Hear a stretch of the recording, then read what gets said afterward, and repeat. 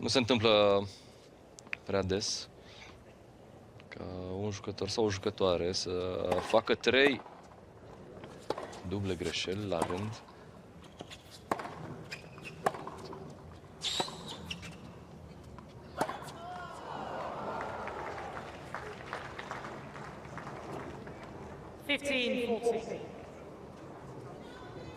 Nu ajută Venus cu prima minge de break.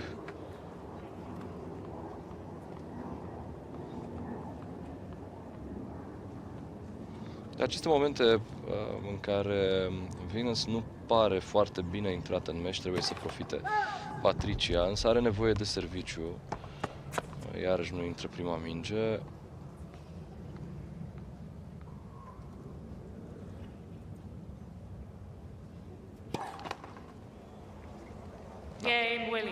A făcut 4 duble greșeli. Un cadou foarte frumos împachetat pe care Patricia îl livrează lui Venus.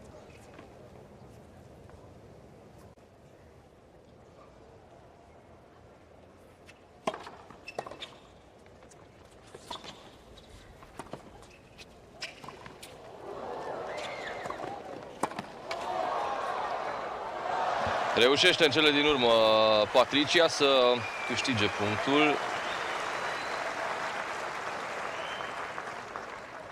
40-30.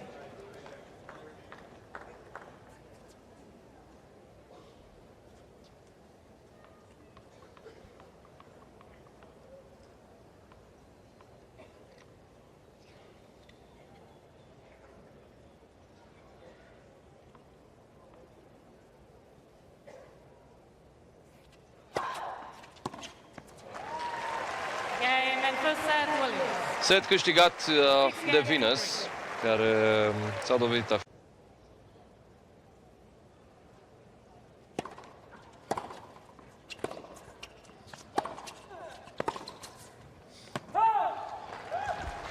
Două mici de break pentru Venus.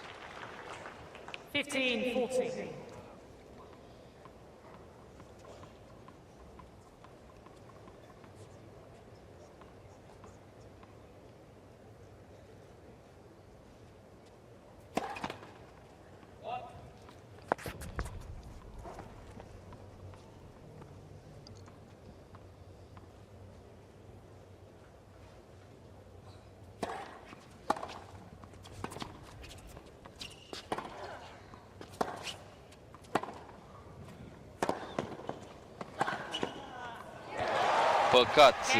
Păcat pentru Patricia, pentru că reușise acel forehand foarte, foarte bun din ale.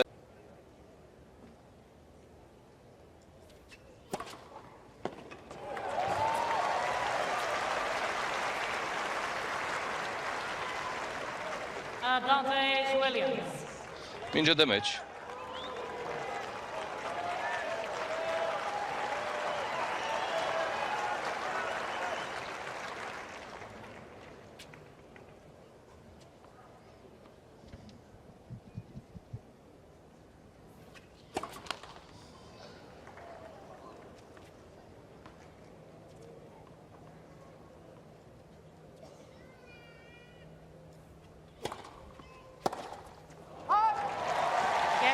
Venus Williams merge în turul 4 după o oră și 10 minute. 6-3 și 6-0 cu Patricia Țig.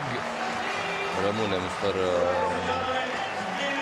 Patricia după ce